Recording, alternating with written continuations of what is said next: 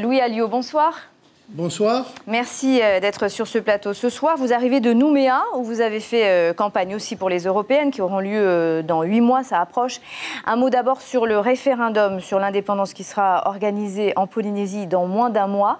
Qu'est-ce que vous répondez à ceux et celles qui vont voter oui à l'indépendance? Qu'il ferait une erreur colossale de trouver une indépendance dans le monde difficile que nous vivons, dans la mondialisation, dans les conflits graves qui secouent aujourd'hui la planète entière.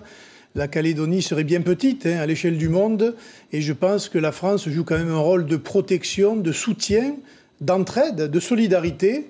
Et ce serait vraiment, je pense, une catastrophe pour les populations de ne plus avoir, en quelque sorte, ce grand frère et pour défendre les intérêts de la Nouvelle-Calédonie au milieu du Pacifique.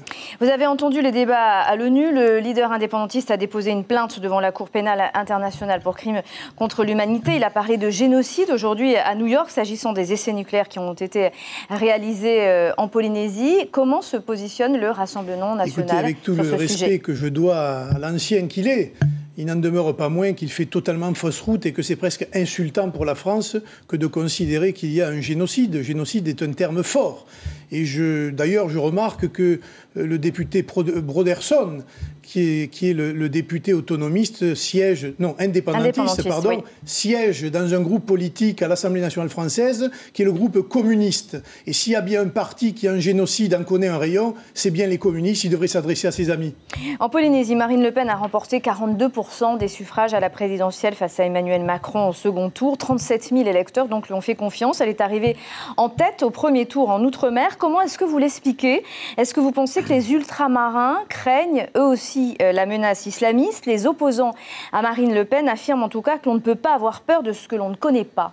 Pas du tout. Je pense que les ultramarins sont des amoureux de la France. Ce sont des Français qui aiment leur pays et l'outre-mer fait partie de la grande France. Et à ce titre-là, ils s'inquiètent beaucoup pour Paris, pour la métropole, pour leurs enfants qui travaillent bien souvent sur le territoire national et qui sont victimes de l'insécurité, de l'islamisme radical ou de l'immigration sauvage.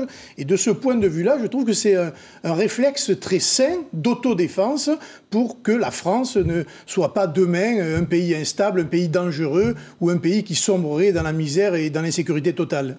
Vous avez organisé une réunion publique samedi à Punaouia. Vous avez réuni une 60aine de personnes. Le parti Tenati qui vous représente compte aujourd'hui 450 adhérents.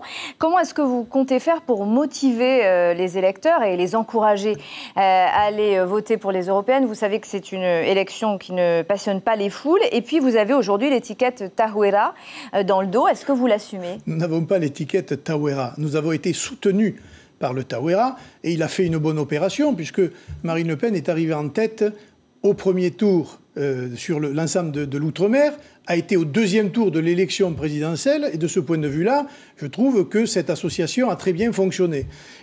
En ce qui concerne les européennes, c'est un autre sujet. Les européennes vont être un affrontement très, je pense, nourri entre ce que l'on appelle les mondialistes et les nationaux, entre l'Europe des nations et l'Europe de Bruxelles. Et de ce point de vue-là, comment nous allons gérer cette affaire? Tout simplement, nous pensons que l'outre-mer, est au cœur des préoccupations économiques, politiques de la grandeur de la France.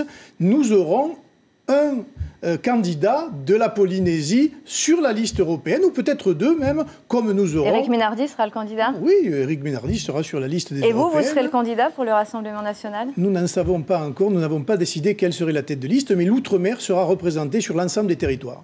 Louis Alliot, merci beaucoup d'avoir accepté notre invitation ce soir.